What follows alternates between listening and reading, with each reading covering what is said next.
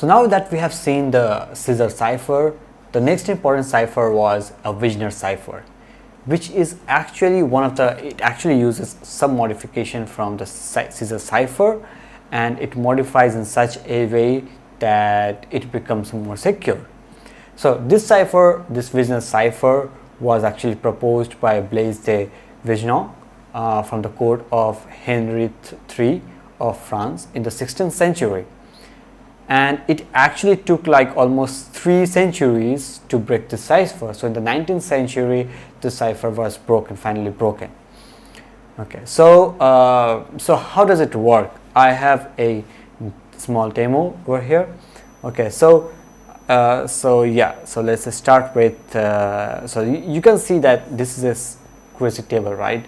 So it's like ABC, A to Z here, and then in all of them there is all the scissor cipher shift. Okay, so it's like there's a 26 shift. Okay, so it's like the first is the 0th shift, the second is the first shift.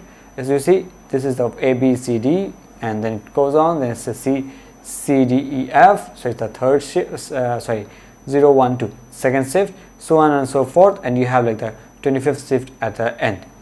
So this forms the complete table of the Vigenère cipher, and this table is going to be used in order to encrypt or decrypt our data.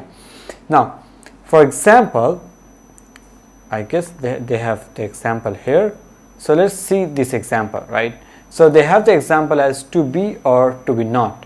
Okay, in the to be or to be or not to be, that is the question. So this is what they have given as an example, but anyway, let's see some simple example to understand how it is working. So now we have the plain text of to be o, right? And then we have a keyword relate. So this keyword will actually be used to encrypt the data. How we are going to do with this keyword? Let's see that. So now we see the first letter is R, right, of the keyword.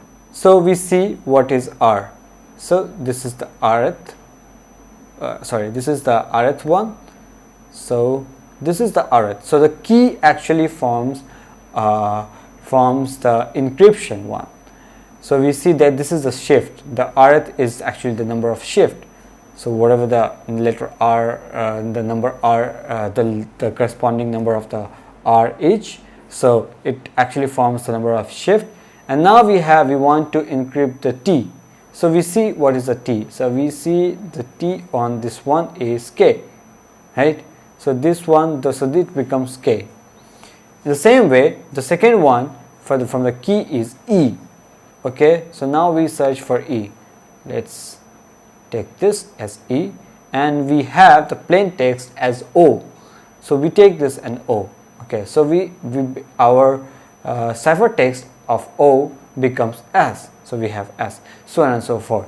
Now this will take a bit of time when you are doing like manually one by one. Again, never forget what I told you before. In the modern key cryptography nowadays, it's all about one click encryption, the other click decryption. So now we go back again to some of the tools.